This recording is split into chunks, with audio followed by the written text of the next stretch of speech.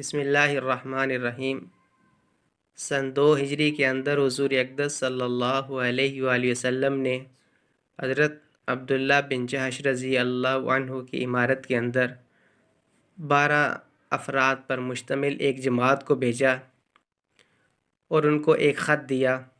اور کہا کہ 2 دن کی مسافت طے کرو،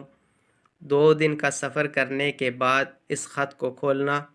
اور جو ہدایات اس میں دی گئی ہیں ان کے اوپر عمل کرنا۔ چنانچہ یہ 12 افراد پہ مشتمل جماعت، جن کے سردار عبداللہ بن جحش رضی اللہ عنہ تھے،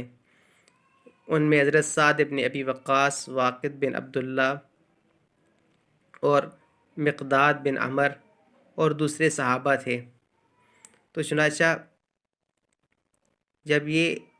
2 دن کا سفر پورا کرنے کے بعد انہوں نے خط کو کھولا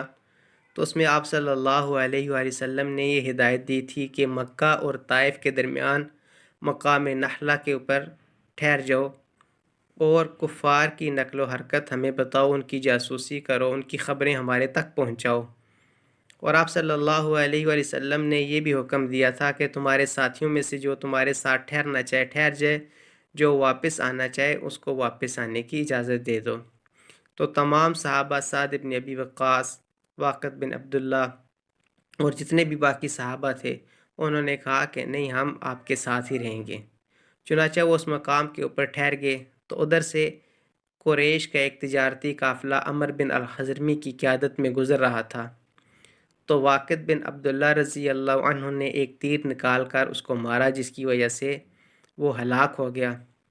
اور ان کے 2 ساتھی حکم بن کیسان اور عثمان بن عبداللہ کو صحابہ کرام رضوان اللہ عنہم اجمعین نے گرفتار کر لیا اور باقی بھاگنے میں کامیاب ہو گئے۔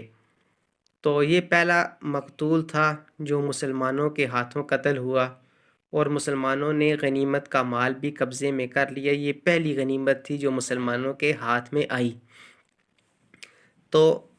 ان میں سے عبداللہ بن جحش رضی اللہ عنہ نے خمس بیت المال کے لیے نکالا، اور جو 4 حصے تھے وہ مجاہدین میں تقسیم کر دیے،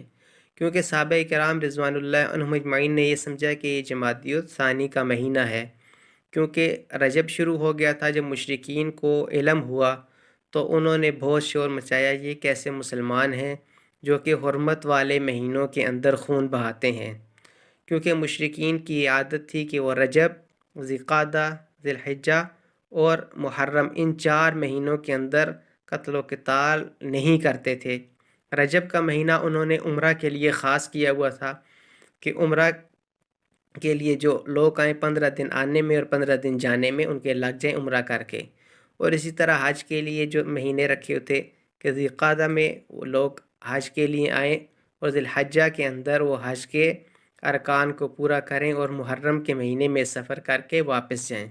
اور دوسری علت علماء یہ بھی لکھتے ہیں، یعنی دوسری اس کی وجہ یہ بھی تھی کہ ان مہینوں کے اندر کوئی آدمی اگر گندم وغیرہ سامان، تجارتی سامان لے کے جانا چاہے تو اس کے ساتھ تعرض نہ ہو، نقصان نہ ہو، تو ایک ان کی یہ بھی وجہ تھی۔ لیکن جب ان کا ایک آدمی قتل ہو گیا اور 2 گرفتار ہو گئے تو انہوں نے شور شروع کر دیا، جس پہ یہ آیت نازل ہوئی، یسألونک عن الشہر الحرام قتال فیہ، کہ آپ سے پوچھتے ہیں کہ حرمت والے مہینے کے اندر لڑائی کرنا کیسا ہے، تو آپ کہہ دیجئے کہ حرمت والے مہینے کے اندر یعنی قصداً لڑائی کرنا گناہ ہے،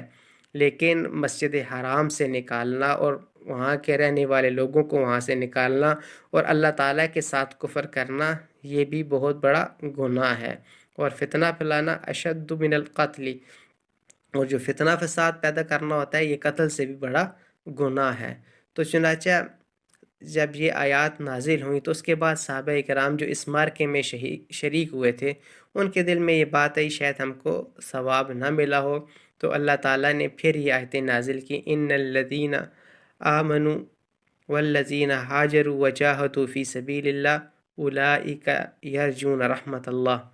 تو پھر ان کو آپ صلی اللہ علیہ وآلہ وسلم نے بشارت سنائی۔ تو یہ پہلی مسلمانوں کی طرف سے قتل تھا جو مسلمانوں نے کافروں کا کیا تھا، اور یہ پہلی غنیمت تھی جو مسلمانوں کے ہاتھ میں آئی۔ تو پھر جو حضرت سعد ابن ابی وقاص تھے، اور ان کے ساتھ ایک دوسرے صحابی، ان دونوں کا اونٹ گم ہو گیا، تو وہ اس کو تلاش کرنے کے لیے چلے گئے اور باقی صحابہ پہنچ گئے، تو کفار نے فدیہ کے پیسے بھیجے اور کہا کہ ان دونوں حضرات کو چھوڑ دو، تو آپ صلی اللہ علیہ وآلہ وسلم نے کہا جب تک ہمارے دو ساتھی واپس نہیں آتے ہم آپ کے آدمیوں کو نہیں چھوڑیں گے، اگر تم نے ان کو کوئی نقصان پہنچایا، وہ یہ سمجھے کہ شاید کفار نے ان کو گرفتار کر لیا ہے، لیکن کچھ دنوں بعد، ایک دو دن کے بعد وہ صحابہ واپس آ گئے تھے، جس کی وجہ سے آپ صلی اللہ علیہ وآلہ وسلم نے ان دو آدمیوں کا فدیہ لے کے ان کو چھوڑ دیا تھا۔ ان میں جو حکم بن کیسان تھے وہ تو ادھر ہی مسلمان ہو گئے اور مدینہ کے اندر ہی رہ گئے، وہ واپس ہی نہیں گئے، اور جو دوسرے شخص تھے عثمان بن عبداللہ، وہ واپس چلے گئے تھے اور ان کا کفر کی حالت میں ہی انتقال ہوا گیا۔ تو بہرحال اللہ تعالیٰ نے مسلمانوں کو یہ پہلی فتح دی تھی، تو اس کے بعد اللہ تعالیٰ نے مسلمانوں کے اوپر فتوحات کے دروازے کھول دیے۔ تو یہ وہ عظیم لوگ تھے جنہوں نے